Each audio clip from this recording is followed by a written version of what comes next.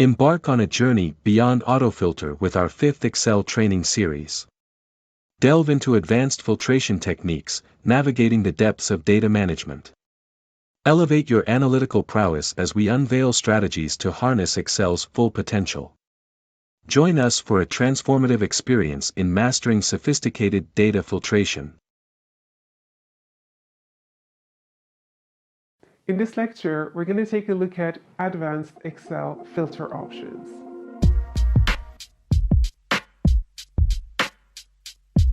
This is our sample dataset. Now, in the previous video, we saw how to put a quick filter on this using the shortcut key Ctrl-Shift-L.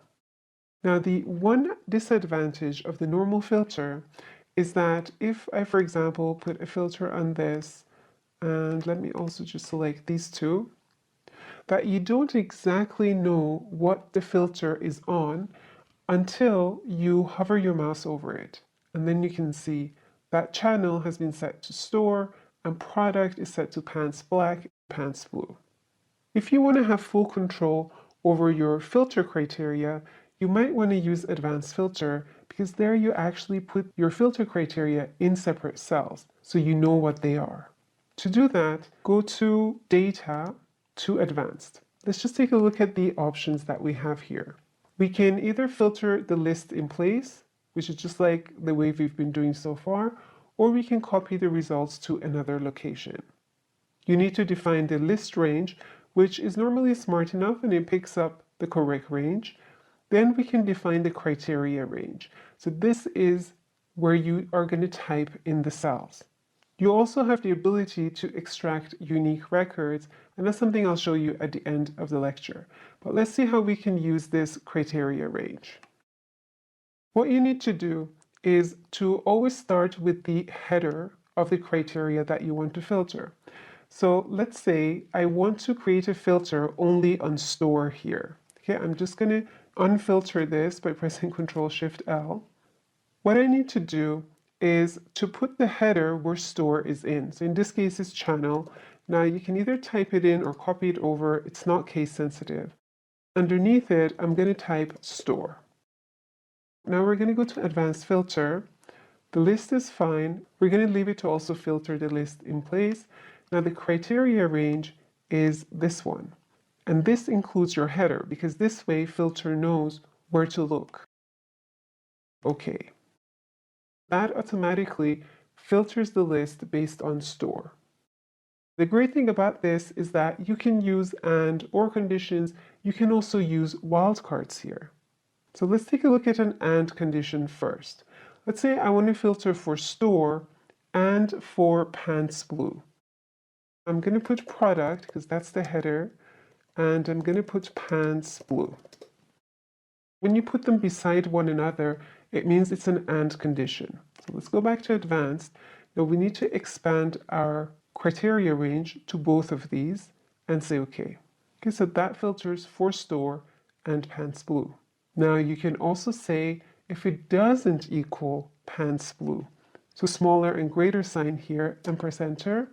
And now let's reapply the filter and we get the list of everything else that's not pants blue.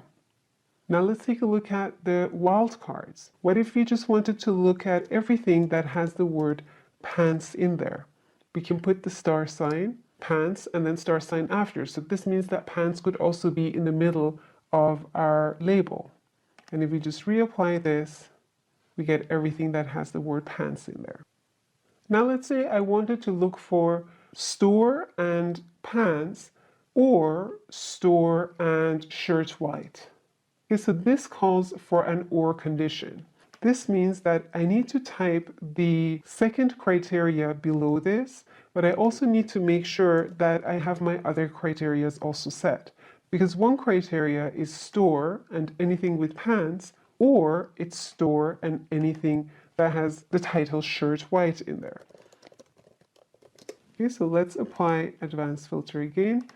Our range needs to be updated to this, and we say OK. Okay, so we have store and shirt white and store with anything that has pants in there. Okay, so just remember that typing in below is an or condition.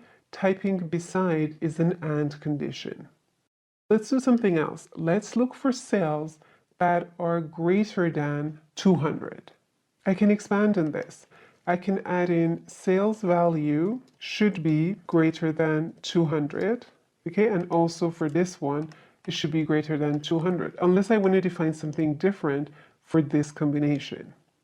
What does this mean now? It means it shouldn't show this, and it shouldn't show these, and that's it, right? So you should be hiding these two lines. So let's go back to advanced and let's expand our filter. Okay, so they're gone.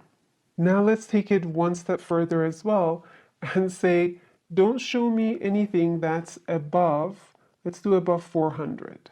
So basically the list filter, it should show these values that are between 200 and 400. Okay, so we can copy this here and just change this to less than 400. Okay, so let's see which ones this one should hide. This shouldn't be there. This one shouldn't be there. Okay, so let's test this. And let's update this to include all of these. Okay, so that's how you can use advanced filter. You can also repeat the columns like we did here and put in different conditions in there, as long as they make sense and the AND condition applies to them, like it does with numbers or with dates. What I'm going to show you last is how to copy unique records into a separate location. So for example, let's say you were interested to get the unique list of products out of the entire list. So let me just clear the filter that we have in place, and let's go back to advanced filter. We're only interested in products, so I'm just going to highlight that entire column where I have products in.